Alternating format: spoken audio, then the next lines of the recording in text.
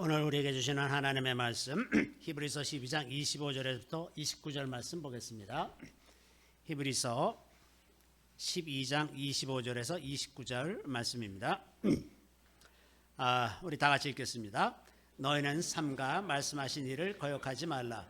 땅에서 경고하신 일을 거역한 그들이 피하지 못하였거든. 하물며 하늘로부터 경고하신 일을 배반하는 우리일까 보냐. 그때는 그 소리가 땅을 진동하였거니와 이제는 약속하여 이르시되 내가 또 한 번 땅만 아니라 하늘도 진동하리라 하셨느니라. 이 또 한 번이라 하심은 진동하지 아니하는 것을 영존하게 하기 위하여 진동할 것들 곧 만드신 것들이 변동될 것을 나타내심이라. 그러므로 우리가 흔들리지 않는 나라를 받았은즉 은혜를 받자. 이로 말미암아 경건함과 두려움으로 하나님을 기쁘시게 섬길지니 또는 감사하자. 우리 하나님은 소멸하는 불이심이라. 아멘. 저는 오늘 이 말씀으로 하나님의 진동이라는 제목으로 잠시 말씀을 나누고자 합니다. 자, 오늘은 오순절입니다. 아주 특별한 날입니다. 성경에 이제 되게 크게 보면 세 가지 절기가 있죠. 봄절기, 여름절기, 가을절기가 있는데 봄절기가 이제 6월절로 대표되는 것이고 여름절기가 오순절, 가을절기가 이제 초막절이 되죠. 그런데 이 절기들을 가만히 살펴보면 약간의 그 어떤 일정한 패턴이 있는 것을 볼 수가 있습니다. 예를 들면 6월절은 1월 10일, 1월 10일에 양을 준비합니다. 그러니까 6월절은 1월 14일이지만 실제로 6월절을 준비하는 것은 1월 10일이라고 볼 수가 있죠. 양을 미리 이제 준비를 해야 되니까 양을 준비했다는 것은 그 양을 이제 잡을 날을 정하고 준비하는 거죠. 그래서 이제 그날 흠없고 1년 된 수컷 어린 양 하나를 이제 준비했다가 14일 날이 끝나는 시간, 시작되는 때가 아니라 14일 날이 끝나는 오후 3시쯤이 이제 저녁 제사 드리는 시간인데 그 시간에 이제 양을 잡고 바로 이어서 그 무교절이 시작되는 겁니다. 그래서 이제 그 예수님이 십자가에 달려 돌아가시고 나서 죽었는지 시체를 확인하고서 이제 무교절을 맞기 위해서 시체를 급히 이제 내려서 그 무덤에 옮긴 내용들이 이제 신약 성경에 기록되어 있죠. 그래서 이제 그 다음 날이 초실절, 이렇게 초실절에 예수님이 부활하셔서 잠자는 자들의 첫 열매가 됐다 이렇게 사도 바울이 이야기를 합니다. 그런 반면에 이제 그 이 초막절은 나팔절과 함께 시작되는데 나팔절이 이제 7월 1일이죠. 그러면 7월 10일이 대속죄일입니다. 그래서 7월 10일 그 대속죄일에 속죄를 받고 7월 15일에 초막절에 들어가는 거예요. 그러니까 7월 10일과 15일이 그 준비하는 간격이 있는 것처럼 6월절도 1월 10일에서 1월 15일에 무교절에 들어가는 것이 이제 같은 구조로 되어 있는 것을 볼 수가 있습니다. 그래서 이제 그 6월절이라고 하는 것은 구원의 시작을 이야기하는 거죠. 애굽에 있을 때 이스라엘 백성들이 모든 장자들을 치실 때 6월절 피로 어린 양의 피로 이제 그 죽음을 모면하고 이제 구원의 여정 그날 밤에 이제 구원의 여정을 시작하는 그런 과정이었는데 그래서 믿음의 여정이라고 하는 것은 이 6월절에서 구원을 체험하고서 결국 초막절로 가는 여정이죠. 그런데 중간에 꼭 들러야 될 때가 있는데 그게 이제 오순절을 통과하는 겁니다. 근데 많은 사람들이 오늘날 그 구원에 대해서 이야기하면서 그 6월절에 계속해서 머물러 있는 것을 볼 수가 있습니다. 한번 구원받으면 영원한 구원이다. 그러면서 이제 구원받았기 때문에 너희들은 이제 마음대로 살아도 된다. 이런 식의 복음을 전하는 사람들이 이제 아주 많이 있는데 이것은 그 성경을 전혀 이해하지 못하는 그런 상황이라고 볼 수가 있습니다. 또 오늘날도 이제 그 예수 그리스도의 십자가 보혈, 예수 그리스도로 말미암아 구원을 얻은 거기에 머물러 있는 경우가 너무나 많아요. 그런데 그것은 구원의 시작이지 그것이 완성이 아니죠. 마치 이스라엘 백성들이 이제 애굽에서 벗어나서 시내산을 거쳐서 가나안 땅에 이르렀어야 하는 것처럼 우리도 그 예수 그리스도의 보혈로 구원을 얻은 다음에 우리가 오순절을 통과해서 초막절에 이르는 그 과정을 함께 가야 된다고 하는 것입니다. 자, 그런데 이제 이 오순절 오늘 이제 오순절인데 이 오순절 날은 무교절 다음 날, 그러니까 초실절인데 이 초실절은 이스라엘 지역에서 보리 추수를 시작하는 때입니다. 그래서 보리 추수를 시작해서 그 첫 번째 곡식단을 가지고 이제 와서 제사장에게 드리는데 그 곡식단을 오메르라고 그럽니다. 오메르, 히브리어로 오메르라고 그날부터 시작해서 곡식단을 세는 겁니다. 그래서 오메르 1, 오메르 2, 오메르 3 이렇게 해서 그 49일 7일씩 7번을 세서 77절이라고 이렇게 표현하는 거예요. 그래서 77절 49번을 지난 그 다음 날, 그러니까 50번째 되는 날이 그 이제 오순절, 77절이 되는 겁니다. 이제 구약 성경에서는 77절로 표현하고 신약 성경에서는 이거를 이제 오순절로 표현하고 있어요. 근데 77절이라고 하고 하는 번역이 왜 이렇게 됐냐면 이 오순절을 히브리어로 샤부옷이라고 말을 하는데 이 샤부옷이라고 하는 단어는 샤부아라고 하는 단어에서 파생이 된 거예요. 이 샤부아라고 하는 것은 일곱을 주기로 하는 그것을 나타내는 겁니다. 그래서 가령 안식년 그러면 7년마다 오잖아요. 이게 샤부아. 그리고 또 이 주일이 이제 7일마다 오지 않습니까? 안식일이. 이것도 샤부아. 이것을 7을 주기로 하는 그것을 샤부아라고 그러고 일곱의 일곱이라서 샤부옷이라고 하는 칠칠절이라고 하는 단어가 나오는 거죠. 그래서 이제 이 우리말 번역으로 77절 7일씩 7번 해서 77절이고 정확하게 그날이 아니라 그 다음 날이 77절이 되는 겁니다. 그런데 이제 신약 성경에서는 이 헬라어로 번역된 70인역 성경을 보았고 그 70인역에서 이 히브리어를 이 샤부옷을 번역하는 과정에서 50일째라고 하는 펜테코스테라는 그런 단어로 번역을 했어요. 그래서 그것을 기준으로 성경을 번역하다 보니까 신약에서는 대개 오순절로 표현을 하는 겁니다. 77절과 오순절은 이제 같은 거죠. 같은 건데 그 기원이 히브리어에서 왔느냐 헬라어에서 왔느냐에 따라서 77절이라기도 하고 오순절이라고도 합니다. 자, 그런데 이제 이 그 오순절은 다른 유월절이나 초막절과 달리 좀 특별한 요소가 있습니다. 뭐냐면 그 날짜를 어떤 달력의 기준으로 해서 어떤 날을 정한 것이 아니라 가령 뭐 3월 6일이다 이렇게 정한 것이 아니라 초실절부터 50일을 세라고 되어 있습니다. 그게 이제 주님이 명령하신 거예요. 센다. 그것을 세는 것은 자연히 기다리는 행위가 되는 겁니다. 그렇죠? 그래서 49일을 이제 세서 그 다음 날이 되기를 기다려야 되는 거예요. 기다려야 되는 것. 오늘날은 다 달력이 있어서 이렇게 달력에 표시만 해놓으면 얼마든지 이제 그날을 기억할 수가 있지만 그 달력이 없던 이 시대에 사람들이 오늘이 초실절이다 그러면 그 다음 날부터 그걸 세고 있어야 되잖아요. 하나님의 말씀을 잘 지키려고 하는 사람들은 그걸 아마 벽에다가 이렇게 줄을 그어가면서 하나씩 이렇게 하고 있었을 거예요. 그렇지 않고서야 이 50일을 어떻게 기억하기가 쉽겠습니까? 그러니까 매일매일 이 줄을 하나씩 그으면서 이제 오늘이 오순절이다 이렇게 기다리는 그런 마음이 있었을 것이 틀림없습니다. 이제 이 기다림 이것이 이제 오순절을 맞이할 사람들이 그 은혜를 누리기 위해서 가져야 할 핵심적인 태도죠. 기다리는 겁니다. 기다리는 것.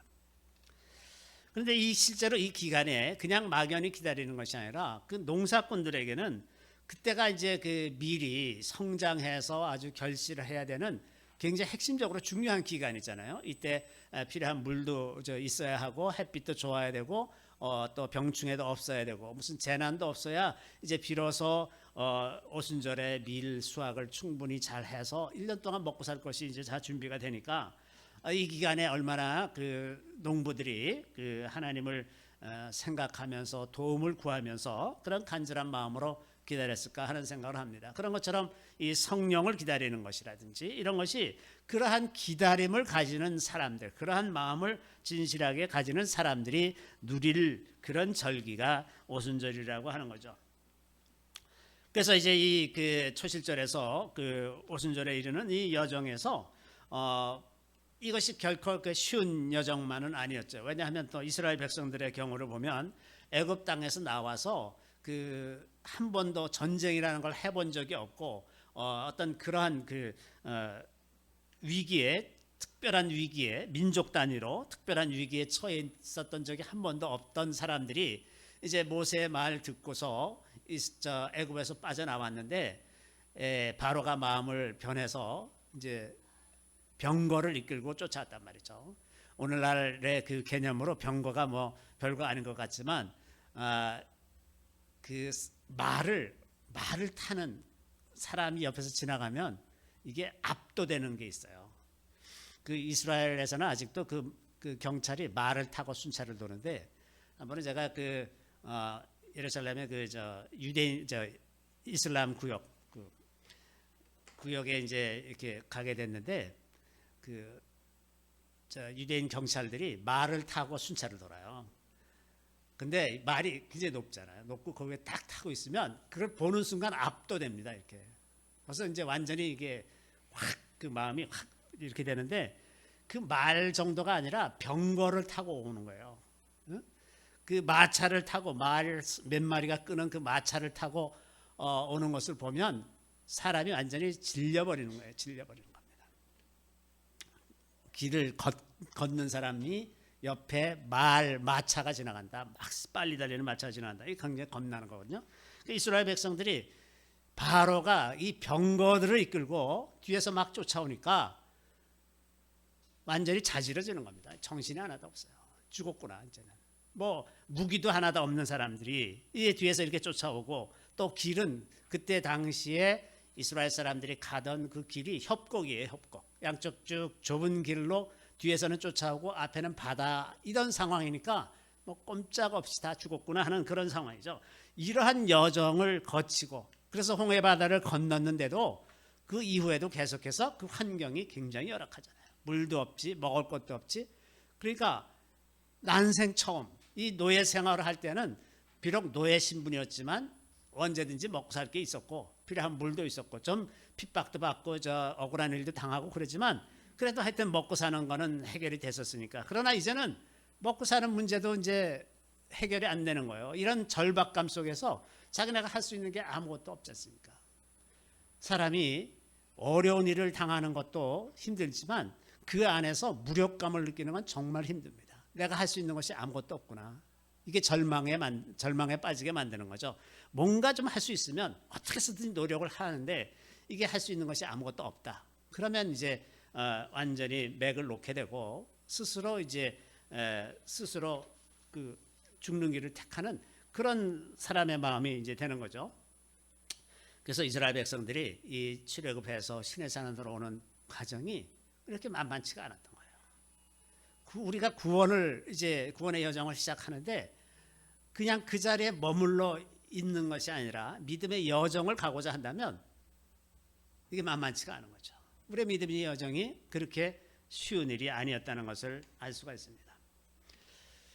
그런데 이렇게 하나님께서 그렇게 이끄신 과정을 보면 그 고난 자체가 목적이 아닌 것이 분명하지 않습니까? 주님은 우리에게 고난을 주는 것을 목표로 삼고 계신 분이 절대로 아닙니다. 거꾸로 돌이켜서 이스라엘 백성들의 여정을 생각해 보면 하나님은 우선 그들을 신의 산으로 이끌고자 하셨어요. 그래서 이스라엘 백성들은 그것을 모르고 따라왔을지 모르지만 하나님은 아주 분명한 목적을 가지고 이스라엘 백성들을 신의 산으로 인도하신 거죠. 그리고 거기에서 놀랍게 하나님의 영광이 드러나고 하나님의 말씀을 주시는 그리고 하나님과 언약을 맺어서 언약 백성이 되는 그 놀라운 일을 시작하는 거죠. 그날이 이제 오순절이라고 하는 겁니다. 출애굽기 19장 1절에 보면 이스라엘 자손이 애굽 땅을 떠난 지 3개월이 되던 날 그들이 시내 광야에 이르니라. 여기에 이제 우리말 번역으로는 3개월이 되던 날 해서 마치 90일이 지난 것 같지만 그 뜻이 아니라 세 번째 달이 되는 날입니다. 그래서 시완월, 그러니까 히브리 달력으로 시완월 초에 도착했다는 것이 우리가 짐작할 수가 있습니다. 그래서 이제 광야에 이르고서 모세가 시내산에 올라가서 하나님께로부터 말씀을 받아서 내려와서 이제 하나님께서 너희들을 자기 백성으로 삼으시려고 한다. 너희들이 이 계명을 따르고 이렇게 하겠느냐라고 이제 이스라엘 백성들에게 물어보니까 그렇게 하겠다. 그러면 너희들이 이제 3일 동안 정결하게 하라. 그러고서 이제 3일 동안 정결하게 하고 그 다음에 모세가 이제 하나님의 말씀을 정식으로 받으러 올라가죠. 그래서 그 날짜가 십계명을 받은 날이 이제 3월 6일 시완월 6일 오순절 날이었을 것이다. 이렇게 유대 전통에서는 이야기를 합니다. 그래서 오순절은 우리가 그 기독교에서는 그냥 성령에 대해서만 얘기하지만 말씀을 받은 날이라는 것을 우리가 분명히 기억할 필요가 있습니다. 자, 우리 이제 예수님이 오신 이후로 그 오순절을 성령 강림절로 기억하죠. 그래서 사도행전 2장에 보면 오순절 날이 이미 이름에 그들이 다 같이 한 곳에 모였더니 호련히 하늘로부터 급하고 강한 바람 같은 소리가 있어 그들이 앉은 온 집에 가득하며 마치 불의 혀처럼 갈라지는 것들이 그들에게 보여 각 사람 위에 하나씩 임하여 있더니 그들이 다 성령의 충만함을 받고 성령의 말하게 하심을 따라 다른 언어들로 말하기를 시작하니라. 그래서 이제 이 날이 마침 딱 그 오순절이었어요. 자, 예수님이 6월절 어린 양으로 돌아가셨습니다. 그래서 이제 6월절 어린 양으로 돌아가시고 초실절 날 부활하셨는데 부활하시고 나서 이제 40일 동안 이 땅에 계셨는데 그 40일 동안 그러면 예수님이 모든 사람들에게 나타나셨느냐? 그렇지 않죠. 누구에게 나타났는가? 이것을 바울의 기록에 의하면 그 이제 맨 처음에 그 게바 베드로에게 그리고 12제자에게 나타나셨고 6절에 보면 그 후에 500여 형제에게 일시에 보이셨나니 이게 전부 답니다. 그러니까 아마 예수님이 부활하신 다음에 그냥 그 전에 살아 계셨을 때처럼 거리를 다니면서 모든 사람들을 상대로 사역하신 것이 아니라 특정한 제자들에게만 나타나셨다는 거예요. 그리고 예수님을 따르는 제자들 500여 그 최대 수가 한 500여 명 되는 그 제자들에게 나타나신 것이 다입니다. 그러니까 이 점을 좀 생각해 볼 필요가 있습니다. 누구에게 부활하신 주님이 나타나셨는가? 예수님을 따르고자 하는 제자들입니다. 제자들에게 나타나시는 겁니다. 마치 이스라엘 백성들이 6월절을 통과해서 광야로 나갔을 때 하나님께서 시내산에서 그 영광을 보게 하셨던 그런 것처럼 택한 자들에게 하나님께서 택하신 자들에게 예수님이 부활하신 그것을 나타내셨다는 것을 알 수가 있습니다. 또 예수님이 승천하시면서 제자들에게 당부하기를 아버지께서 약속하신 것을 기다리라 이제 그렇게 말씀하셨어요. 그래서 제자들이 기다렸는데 제자들은 궁금했습니다. 언제까지 기다려야 되느냐? 이게 우리 모두의 마음과 동일하죠. 우리는 항상 언제에 관심이 많습니다. 그래서 언제까지 기다려야 되는지를 궁금해하면서 이렇게 물었어요. 이스라엘을 회복하실 때가 어느 때입니까? 이렇게 이제 궁금하니까 그게 제일 궁금해요. 그래서 이제 그 예수님한테 그렇게 여쭙더니 예수님이 그때와 시기는 아버지께서 자기의 고난에 두셨다. 그때와 시기는 크로노스와 카이로스예요. 그 크로노스는 이제 연속적인 시간이고 카이로스는 하나님께서 어떤 일을 하시는 이벤트적인 시간이죠. 그러면서 이제 이렇게 말씀하시는 거예요. 그때와 시기는 아버지께서 자기의 고난에 두셨으니 너희 알 바리다. 너희는 그 관심 갖지 마라. 근데 우리는 계속해서 그거에 관심이 많아요. 때와 시기가 너무나 궁금해. 그때까지 좀 기다리라 그러면 기다리겠는데 아무 말 안 하고 야 그거는 생각하지 말고 그냥 그 기다려. 이거 아주 이게 큰 도전이죠. 우리의 믿음의 도전입니다. 주님은 단지 너에게 성령이 임하면 권능을 받고 이렇게 복음을 전해서 내 증인이 되라 이런 말씀만 하셨는데 이게 제자들한테는 너무나 갑갑한 거죠. 도대체 언제까지 기다리는 거냐. 근데 다행히 이렇게 말씀하시고 나서 딱 열흘 기다렸더니 성령이 임하셨어요.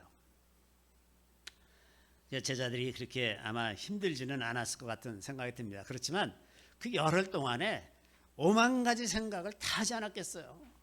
이게 진짜 과연 될 건가? 이게 도대체 언제까지 기다리는 거지?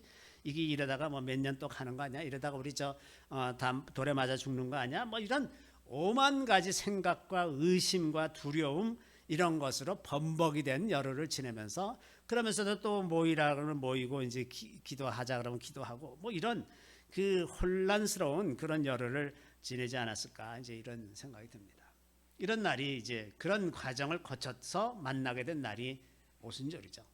유대인들이 광야에서 온갖 여러 가지 그 있을 수 없었던 자기네 인생에서 경험해보지 못한 그런 혼란스럽고 두려운 시간을 지내서 시내산에 이른 것처럼 이 제자들도 그런 의심과 두려움 이런 그 혼란스러운 상황을 열흘간 지내고 나서야 이제 오순절이 성령이 이제 임한 것을 경험하게 됩니다. 또 이제 오순절은 추수와 관련이 있다는 것. 이제 시작은 보리추수, 끝은 밀추수와 시작되는 그런 날. 그러니까 이제 양식을 주시는 것. 그래서 아까 우리 찬양 아주 그 찬양이 참 놀랍게 오순절의 그 핵심을 너무나 잘 짚은 찬양이죠. 오순절날 말씀도 주시고 양식도 주시고 성령도 주시고 우리 인생에 필요한 모든 것을 주시는 그날을 기뻐하는 것인데, 그런데 이 양식을 주시는 것이 그 양식에 관한 규례를 살펴보면 언제나 거기에는 이웃에 대한 배려가 언제나 있습니다. 우리가 이것을 꼭 기억해야죠. 그러니까 예수님께서 우리에게 공급하시는 그 놀라운 은혜들은 언제든지 그 이웃을 위한 것이 이제 그 안에 포함되어 있다는 것을 기억할 필요가 있습니다. 그러니까 이제 추수할 때도 악착같이 다 거두지 말고 좀 남겨두어서 가난한 사람들이 와서 자유롭게 거두어 갈 수 있도록 그렇게 한 거죠. 또 이제 거둔 곳에서도 11조나 이런 걸 통해서 가난한 사람들을 돌보도록 그렇게 이제 향해 있는 거죠. 마찬가지로 하나님께서 우리에게 말씀을 주실 때 그 말씀을 우리 자신만을 위해서 갖고 있게 하시질 않은 것이고, 성령도 우리에게 성령을 주실 때 그것을 이웃들을 위해서 하나님의 말씀을 전하는데 사용하기 위해서 성령을 주시는 것이지 우리만을 위해서 주신 것이 아니라는 겁니다. 그러니까 본질적으로 이 오순절의 이 복은 먼저 택함 받은 사람들을 통해서 하나님이 옆으로 전해지기를 원해서 하시는 모든 일들이지, 그것이 다만 우리에게 머물기를 원하시는 것이 절대로 아니라고 하는 겁니다. 그래서 이러한 그 오순절날 우리가 생각해 볼 것은 그 하나님께서 그 인류의 역사를 이끌어 가실 때 처음부터 성령이 모든 땅에 관계된 것들을 성령께서 행하셨다는 것 우리가 기억합니다. 몇 전부터 이제 하나님께서 말씀으로 천지 만물을 창조하실 때 성령이 거기 계셔서 하나님의 말씀이 성취되도록 하는 모든 일을 다 성령께서 하신 것이고, 이 땅을 새롭게 하시는 것도 성령이 하시는 일이고 우리 영혼을 새롭게 하시는 것도 이거 다 성령께서 하시는 일이다 하는 겁니다. 그래서 성령으로 시작한 이 역사가 마무리되는 것도 성령으로 마무리되는 거예요. 그래서 오늘 본문에 보면 그때는 그 소리가 땅을 진동하였거니와 이제는 약속하여 이르시되 내가 또 한번 땅만 아니라 하늘도 진동하리라 하셨느니라. 자 시내산에 하나님의 영광이 임할 때 그 진동이 있었어요. 그리고 그 진동이 초대교회 때도 그런 경험을 합니다. 사람들이 모여서 베드로와 요한이 잡혔다가 다시 풀려난 다음에 제자들이 모여서 기도를 했더니 그 땅이 진동했다 그랬어요. 빌기를 다음에 모인 곳이 진동하더니 무리가 다 성령이 충만하여 담대히 하나님의 말씀을 전하니라. 이런 진동이 일어납니다. 그런데 이 마지막 때 일어나는 이 진동은 내가 하늘도 진동하리라 이렇게 말씀하셨어요. 하늘도 진동하는 게 뭐냐? 이 하늘은 사탄이 머물고 있는 하늘이에요. 그 하늘에 대해서 하나님께서 진동을 일으키시는 겁니다. 그러면 사탄이 이제 계시록의 기록에 의하면 사탄이 이 땅으로 떨어지는 거예요. 이게 하늘을 진동하는 겁니다. 그래서 하늘에서 하나님을 대적하던 모든 세력들이 다 쫓겨나는 거죠. 그러면 그들이 쫓겨나서 이 땅에서 사람들을 얼마나 더 괴롭히겠습니까? 이들이 하늘에 있어서 우리를 괴롭힐 때도 우리가 너무나 괴로워졌는데 이들이 땅에 내려와서 자기의 때가 얼마 남지 않은 것을 알고서 온갖 수단 방법을 다해서 괴롭히질 않겠습니까? 우리는 지금 이 진동의 시기를 살고 있다고 하는 겁니다. 오늘날 이제 더 이상 이 세상은 진실이 이기고 정의가 승리하는 그런 시대가 아니라는 것을 우리가 기억할 필요가 있습니다. 지난 몇 달 동안 이제 우크라이나 전쟁을 통해서 세계 질서가 급격하게 많이 변하고 있는데, 우크라이나 전쟁에 관해서 정말 놀라운 것은 서구의 미디어들이 거의 다 러시아는 망해가고 있고 우크라이나가 다 이기고 있는 것처럼 보도를 했었어요. 지난 몇 달 동안 계속 그랬습니다. 그래서 러시아는 이제 망했구나, 다들 이렇게 생각하도록 하고 있는데 실제 내용은 정반대인 거예요. 전쟁 중에 러시아는 계속 엄청난 돈을 벌어서 전비를 계속해서 부어주면서, 심지어는 어느 정도까지냐면 러시아가 전쟁에 나갈 군인을 모집하는데 월급이 엄청나요. 엄청난 월급을 주면서 모집했습니다. 그리고 만약에 나가서 전사하면 몇 억씩 주기로 그렇게 하고 모집을 했어요. 사람들이 몰려듭니다. 몰려들어요. 전비가 넉넉해. 전쟁을 하면서 석유값이 오르고 가스값이 올라서 러시아가 엄청난 수입을 거두는 거예요. 뭐 금수한다, 러시아 거 수입해서 쓰지 않겠다. 어떻게 갑자기 안 씁니까? 다 유럽의 많은 국가들이 러시아 가스로 그 생활하고 있는데 그걸 어떻게 다 막습니까? 그러니까 전쟁한다 그러면서 러시아한테서 계속 가스와 원유를 사서 쓰고 있는데 어떻게 전쟁에서 이기겠냐 말이죠. 전쟁할 수가 없는 거지, 맨 처음부터. 그런데도 계속해서 거짓말로 미디어가 세계 모든 사람들을 다 속이고 이러죠.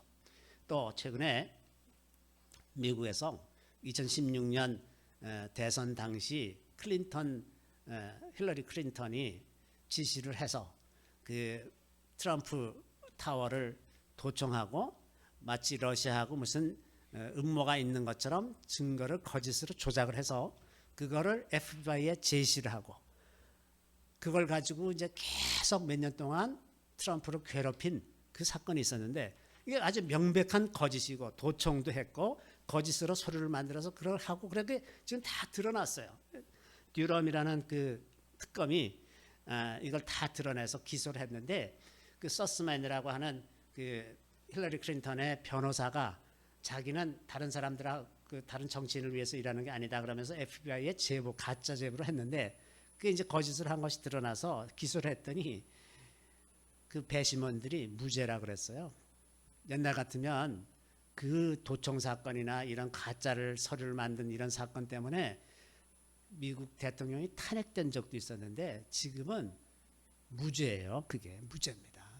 이 엄청난 범죄를 저지르는데 무죄입니다. 그래서 정의가 실현된다거나 정부가 국민을 위해서 일한다거나 그런 시대는 이제 더 이상 그런 시대가 아니에요. 최근에 그 WHO에서 회의가 있었는데 저는 그 기사를 보고 깜짝 놀란 게 뭐가 있냐면, 미국을 비롯한 24개 국가가 그 WHO 회의에 어떤 제안을 했냐 하면, 다시 어떤 팬데믹이 유행하기 시작하면 WHO가 그 정부의 의사에 관계없이 어떤 특정한 나라에 대해서 봉쇄를 명령하거나 그 방역을 WHO가 마음대로 할 수 있는 권한을 주는 그런 법안을 제안을 했어요. 미국이 주도가 돼서. 그런데 문재인이가 거기에 찬성했다는 거예요. 아니, 우리나라의 방역을 왜 WHO가 책임집니까?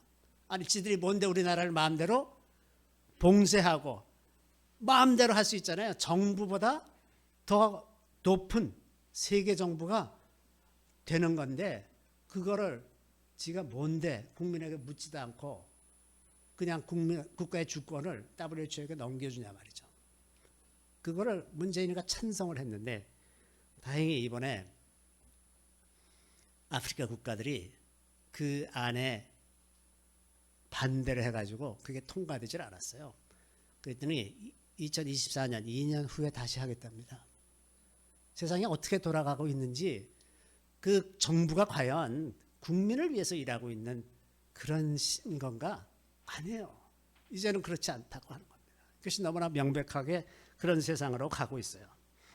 그래서 이제 이 가시적으로 이 사탄이 세계 사람들을, 모든 인류를 파멸로 이끌고자 하는 그런 아젠다를 앞장서서 돕고 있는 세력이 미국의 민주당, 유럽, EU, 이 사람들하고 그다음에 최근에 지난주에 제가 지난주인가 세계 경제 포럼에 대해서 말씀드렸는데 이 세계 경제 포럼에서 또 이번에 세계 경제 포럼의 주제가 Build Back Better, 더 나은 세상을 다시 만들자.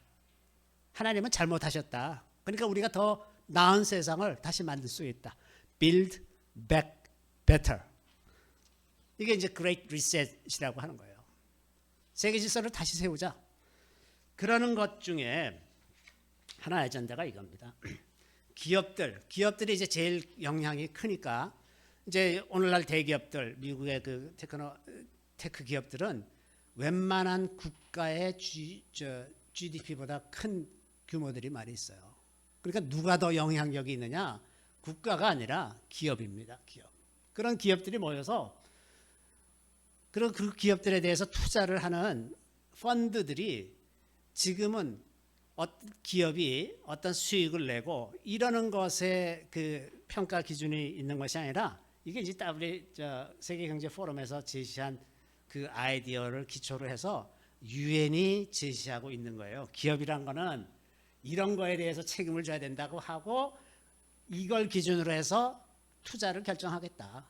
이런 거를 안 하는 기업은 투자를 안 하겠다. 펀드들이 이렇게 나왔어요. 그러면 기업들은 따라가게 돼 있잖아요. 거기에 이제 이런 것들이 있습니다. 기후변화나 자원 고갈, 낭비, 공해, 산림 파괴 이런 지속 가능한 발전을 하기 위해서는 이런 거에 투자해야 된다. 이런 거에 투자하는 회사에 우리 펀드들이 투자하겠다. 이제 이렇게 된 거예요. 그래서 이 기후변화 이것을 아주 강하게 밀어붙이고 있죠. 바이든이 이걸 강하게 밀어붙이고 있는데 기후변화는 이게 사기예요. 사기. 인류가 이 땅에 살면서 뭐 탄소를 덜 배출한다고 해서 기후변화가 안 일어나느냐? 아니, 그런 전혀 관계가 없어요. 전혀 관계가 없는데 기후변화를 핑계로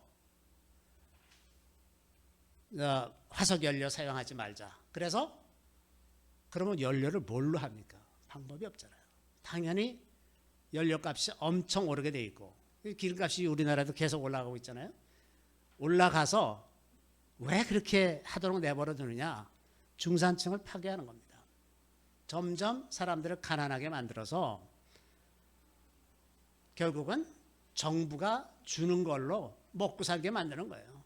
그리고 다 국민들을 노예 상태로 만드는 것. 이것이 그레이트 리셋의 핵심적인 안건 중에 하나입니다. 두 번째는 이제 인권 이런 것을 내세우면서 겉으로는 다 멋있고 아름다운 얘기만 하고 있는 것 같은데 저 인권 중에 핵심은 이제 젠더 이데올로기죠. 젠더 이데올로기입니다. 그다음에 이제 지배구조. 뭐 아주 이것도 아주 좋은 말만 잔뜩 다 있어서 저것들을 하면 다 괜찮을 것 같아요. 그런데 그 얘기는 다 뭐냐 하면 돈을 어떤 아젠다를 설정하는 기관들이 요구하는 대로 돈 써라. 니네 기업한다고 니네 마음대로 쓰지 말아라 이거예요. 그래서 기업들을 이렇게 통제해서 부를 재분배하고 전 세계를 전체주의 사회로 만들어가는 이런 노력들이 굉장히 가속도로 진행되고 있다는 것을 우리가 좀 기억할 필요가 있습니다. 그래서 정신 좀 바짝 차리고 살지 않으면 굉장히 어려운 그런 시대죠. 최근에 이제 또 미국에서 그 UFO를 발표했어요. 이것도 세계적인 아젠다 설정을 위해서 내놓은 안건입니다. 실제로 이제 물론 뭐 어떤 이상한 물리 현상에 의해서 그 UFO 같아 보이는 어떤 것들이 촬영되고 그런 일들이 있는 것 같은데 그것은 마치 외계인이 있다. 인류 문명을 위협하는 외계의 어떤 생명체가 있다. 그러니까 인류가 공동으로 그들과 싸워야 되지 않겠느냐. 자, 그러니 이것은 한 국가의 문제가 아니라 인류의 문제이기 때문에 자, 이걸 위해서 돈을 내라. 우리가 모여서 같이 이걸 연구하자. 뭐 이제 이렇게 되는 거예요. 또 원숭이 두창이 소식이 나오고 있는데 어떻게 그거를 그 빌 게이츠는 1년 전부터 그걸 알고서 그 이야기를 하느냐 말이죠. 뻔하죠. 뭐 또 우한 얘기가 또 나와요. 우한에서 원숭이 두창 바이러스를 연구했다. 거기에 유전자 변형을 해서 사람에게 옮기는 바이러스로 바꿨기 때문에 저게 이제 동물에게만 전염되던 것이 사람에게 전염되기 시작하는 거죠. 이렇게 그 인류를 멸망으로 이끌어가는 그런 일들이 곳곳에서 드러나는데 그것을 진실을 드러내고 그것을 교정하려는 그런 세력은 아무도 없습니다. 다 그대로 쫓아가고 거기에 이제 호응하는 이런 식으로 되죠. 그러니까 아마 좀 있으면 몇 년 있으면 이제 그 유성이 충돌할 거다 이런 얘기 또 할 거예요. 유성이 이제 가끔씩 그 지구 쪽으로 날아오는데 2029년인가 그 지구와 굉장히 가까이 오는 게 하나 있습니다. 이제 그때쯤 되면 자 이것도 인류의 문제지 이거 한국가의 문제가 아니다.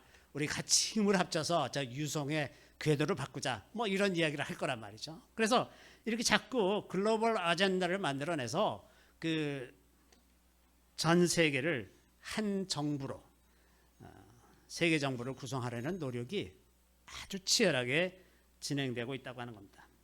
며칠 전에 미국에서 5세 이하 어린이에게도 코비드 백신을 맞도록 하는 의무화하는 그런 법안에 서명했다 이렇게 되는데 어린애들은 맞을 필요가 없는 거예요.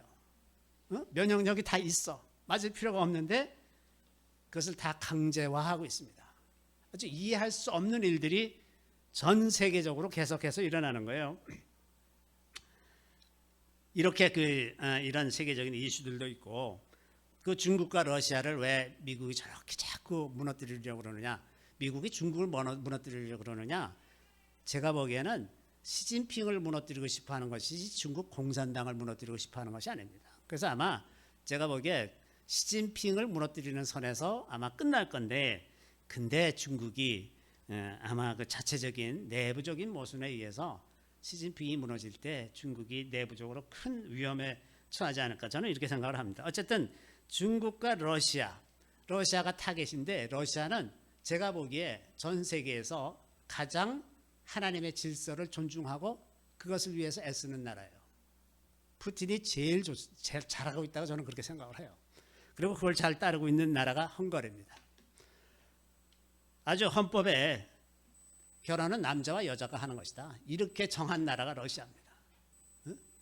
그리고 이번에도 그 전승기념일에 큰 정교회 교회를 세우고 거기서 이제 크게 뭐 예배도 드리고 그러던데 서구 사회에서는 자꾸 러시아를 괴물 취급을 하려고 그러고 자꾸 악마로 만들려고 그러는데 거꾸로 가만히 생각해 보면 정말 이 서구 사회야말로 정말 악마같이 되어가는 그런 상황을 볼 수가 있습니다. 그 젤렌스키라는 사람은 나라를 완전히 팔아먹으면서 국민들 60세 이상을 전부 다 병역 의무를 지어가지고 길가에 가는 60세 이하 되는 남자들 무조건 다 잡아다가 다 전선에다 배치를 한다는 거예요. 훈련도 안 받고 그냥 가서 다 죽고 이제 이런 상황인데, 그러고서는 그 폴란드에게는 그 폴란드 국민은 이 우크라이나에서 자국민과 동일한 대우를 해주는 그런 법안에 최근에 서명을 해서 저거 이제 폴란드한테 땅 팔아먹으려고 저런다.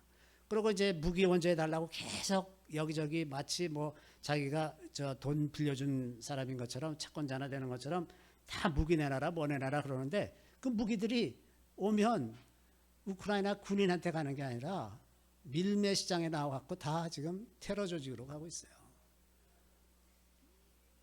세상에 이런 일이 뻔히 일어나고 있는 걸 알면서 미국이 최근에 우크라이나에 400억 달러를 지원하기로 그 법안을 통과시켰는데 그 돈이 어디 가겠습니까? 미국이 우크라이나를 지원한다고요? 우크라이나를 지원하는 척하면서 그 돈으로 전 세계에 지금 다 혼란을 일으키죠. 마치 오바마 때 아랍의 봄을 일으켜서 아랍 세계를 다 혼란에 빠뜨린 것처럼 지금도 바이든이 그 짓을 하고 있는 거죠. 겉으로 드러난 것과 너무나 다른 그런 일들이 전 세계에서 지금 일어나고 있고 그것이 아주 극악한 수준에서 일어나고 있는 그런 시대에 살고 있다는 거예요. 그래서 지금은 그 어느 때보다도 정말 탁월한 수준의 성령의 능력을 덧입어야 하는 시대입니다. 그렇지 않고서는 이 시대를 이기기가 너무 어려운 그런 시대. 왜냐하면 사탄이 자기의 때가 얼마 남지 않은 걸 알기 때문에 모든 수단을 동원해서 가장 극악한 방식으로 인류를 괴롭히려고 하고 있기 때문에 이때 우리가 생존하기 위해서 성령의 능력이 어느 때보다도 간절하게 필요한 그런 시대에 우리가 살고 있다고 하는 겁니다. 그래서 주님께서 이런 말씀하셨잖아요. 내가 한 일보다 더 큰 일을 할 거다. 우리는 그 말씀을 얼핏 이해를 못했었어요. 어떻게 예수님께서 행하신 것보다 더 큰 능력을 행할 건가 그랬는데 지금 와서 생각해 보면 더 큰 능력이 필요하다. 그때와 비교할 수 없을 만큼 악한 시대에 살기 때문에 더 큰 성령의 능력이 우리에게 필요하겠구나. 그래서 주님이 이 말씀을 하셨겠구나. 이런 생각이 드는 겁니다. 자, 오순절이 사모하는 자들에게 주시는 은혜라고 말씀드렸습니다. 사모하는 마음, 성령을 사모하는 마음이 가장 핵심적으로 중요해요. 우리가 이 시대에 성령을 사모하면서 살아가는 마음, 이것이 너무나 필요한 것입니다. 최근에 지난주에 이제 한 기독교 매체에 기사가 하나 나왔는데 이런 기사였었어요. 아리조나 크리스찬 대학 문화연구센터라는 데서 미국에 있는 그 교회들 1000군데를 이제 샘플링을 해서 그 세계관, 어떤 세계관을 가지고 있는지 이제 연구를 했는데 이런 항목들이 예를 들면 목적과 소명, 가족과 삶의 가치, 하나님 창조와 역사, 신앙의 실천, 죄 구원, 하나님과의 관계, 인간의 성격과 본성, 생활 방식, 행동 및 관계, 그리고 성경 진리와 도덕, 신념, 이런 그 기독교적인 세계관을 드러내는 항목들을 가지고 54가지의 질문을 해서 이 기독교 지도자들이, 목회자들이 과연 어떤 세계관을 가지고 있나 이제 체크를 했더니 그 결론이 뭐냐면 거기에 응답한 기독교 목회자 중에서 37%만이 성경적 세계관을 가지고 있다는 겁니다. 37%. 카톨릭 사제는 6%. 카톨릭 사제의 대부분은 성경의 세계관을 믿지 않는다는 겁니다. 또 흑인 교회는 7%. 심지어 은사주의자나 오순절 교회 이런 데는 성령의 능력을 많이 믿고 이러니까 좀 더 높을 것 같잖아요. 근데 37%입니다. 37%. 제일 높은 데가 어디냐면 남침례 교단인데 미국의 남침례 교단은 굉장히 보수적인 교단으로 유명합니다.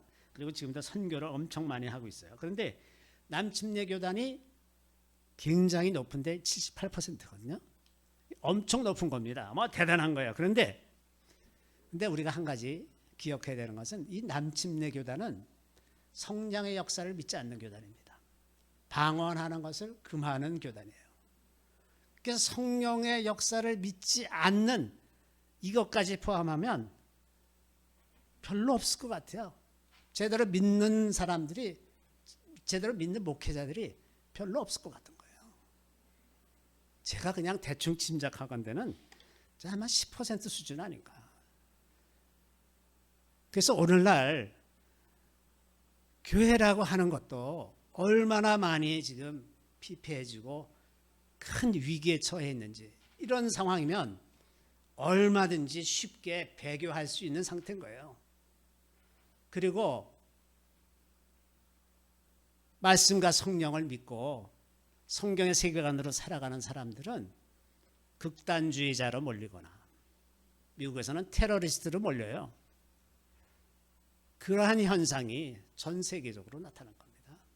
그래서 믿음을 지킨다는 것이 사회에서 완전히 소외되고 사회 악으로 치부되는 그런 수준에까지 내몰리게 될 가능성이 너무나 많은 시대에 지금 살고 있다고 하는 겁니다. 그래서 탁월한 성령의 능력을 덧입고 살지 않으면 우리가 어떻게 보호를 받으면서 살겠습니까? 어떻게 많은 사람들의 시선에도 불구하고 손가락질과 비난에도 불구하고 우리가 믿음을 지키며 살겠습니까? 그래서 이 성령을 사모하는 마음이, 그리고 성령을 온전히 의지하고 어떻게 사람들이 우리를 비방하든 간에 계속해서 성령을 의지하면서 사는 그런 훈련이 우리에게 없다면 우리는 많은 대부분의 그리스도인들이 그렇게 될 것처럼 하나님을 버리고 짐승의 표를 받고 멸망에 가는 길, 그 길을 아마 쉽게 택할 가능성이 많아지게 되는 겁니다. 그래서 오늘 이제 2022년 오순절을 맞이하면서 이제 곧 부어주실 그 놀라운 능력, 그 능력이 우리에게도 좀 있기를 간절히 소망하는 그런 마음으로 이 시즌을 지내야 하지 않을까, 이런 생각을 하게 됩니다. 잠시 기도하겠습니다. 주님, 세상은 깊은 어둠 속으로 빠져들어가고 온갖 거짓과 불법이 횡행하며 사랑은 식어져서 더 이상 이 땅에서 소망이 없어 보이는 이런 시대를 살 때 우리가 오직 성령의 도우심으로 하나님께서 주시는 위로와 소망으로 주님 주시는 평안과 기쁨과 그 자유함으로 이 시대를 살아나갈 수 있게 도와주시기를 간절히 바라옵고 원합니다. 내가 산을 향하여 눈을 들리라. 나의 도움이 어디서 올꼬?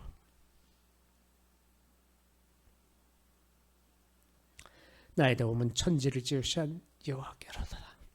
주님, 우리가 주님을 바라보고 주님의 도우심으로 이 시대를 이겨내게 하여 주시기를 간절히 바라옵고 예수 그리스도의 이름으로 감사하며 기도드리옵나이다. 아멘.